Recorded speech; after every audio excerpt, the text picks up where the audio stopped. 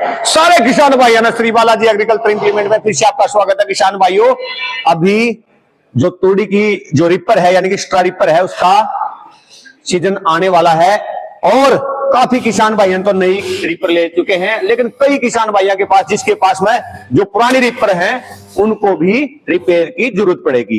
किसान भाइयों, मैं आपको बताना चाहता हूं कि जब आप मिस्त्री के पास में रिपेयर करवाने के लिए जाते हो तो उसमें काफी गलतियां कर देते हो आप, और जिसके बाद में मिस्त्री भी रिपेयर करने के बाद में भी आप, मैं देख रहा हूं हमारे पास में तो रिपेयर करी मशीन के पास में कोई नहीं आता है, और जो इर्द गिर्द जो मशीनें रिपेयर होती है तो बाद में उन बंदों की जो मशीनें हैं वो रिपर उस दुकान के ऊपर बार बार आती रहती हैं। उसका कारण क्या है वो कारण बताता हूं किसान भाइयों। तो किसान भाइयों, जब भी आपने मशीन को रिपेयरिंग करवाना है सबसे पहले तो आपने किन बातों का ध्यान रखना है, खास करके जिसके ऊपर मूवमेंट करती है यानी कि जितने इसके अंदर बैरिंग लगे हुए हैं वो बैरिंग चेक करने हैं।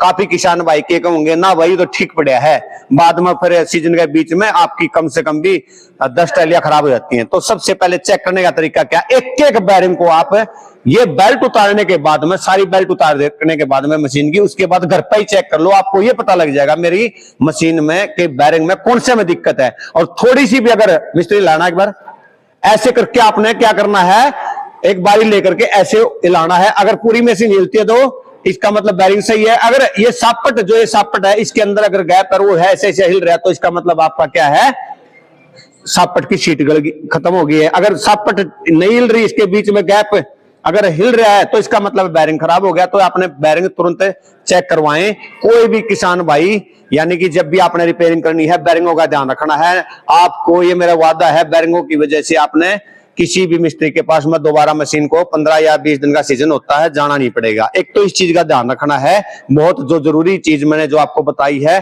जब भी आप रिपेयरिंग के लिए जाते हो तो उनको बोलो जिस मिस्त्री के पास जाओगे सभी बेल्टों को खाली करके उसके बाद में बारी की मदद से सारे के सारे बैरिंग इस प्रकार आपने चेक करने हैं। और जैसे पीछे वाला बैरिंग है, जैसे ये दिख रहा है आपको, यहाँ पर सापट के ऊपर नहीं लगाना है, बैरिंग के ऊपर लगाना है ऐसे करके। ये देखो ये बैरिंग हिल रहा है तो इसका मतलब ये सीजन के बीच में क्या करेगा, आवाज करेगा, तोड़ेगा पक्का। तो ये ज्यादा प्ले है, इसका मतलब ये बैरिंग बदलना पड़ेगा।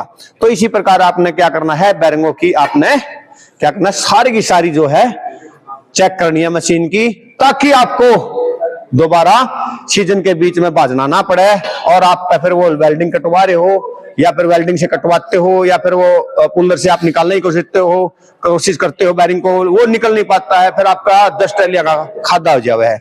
बाकी मैं अगली वीडियो में बताऊंगा भाई आगे क्या ध्यान में रखना है। तो आपने सिर्फ बैरिंग को जो चेकिंग करने का जो तरीका बताया मैंने।